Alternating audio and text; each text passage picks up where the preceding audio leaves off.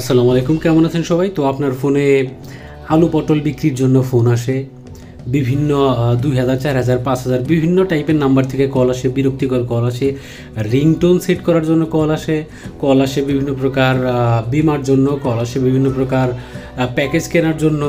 তো কল আসে বিভিন্ন প্রকার অপরিচিত নাম্বার থেকে, যেগুলো খুবই বিরক্তিকর। এরকম হয়রানি থেকে মুক্তি পাওয়ার জন্য আপনি যেটা করতে পারেন, আপনার ফোনে কিছু সেটিংস করতে পারেন। আপনার ফোনে ডায়াল প্যাডে চলে যাবেন। ডায়াল প্যাডে চলে যাওয়ার পরে ওইখানে আমরা 3 ডট একটা অপশন পাবো। 3 ডটের মধ্যে ক্লিক করব। তারপরে 2 নাম্বার যে অপশনটা সেটিংসের মধ্যে ক্লিক করব। এখান থেকে প্রথম যে অপশনটা কলার আইডি অ্যান্ড স্প্যাম। তো caller ID and spam, identify business and spam numbers, মানে যেগুলা স্প্যাম নাম্বার এবং বিজনেস করার জন্য আপনাকে কল করে বিরক্ত করে, সেই সমস্ত কল যাতে আপনাকে বিরক্ত করতে না পারে, সেই জন্য আমরা এই অপশনটা অন করে দিলাম।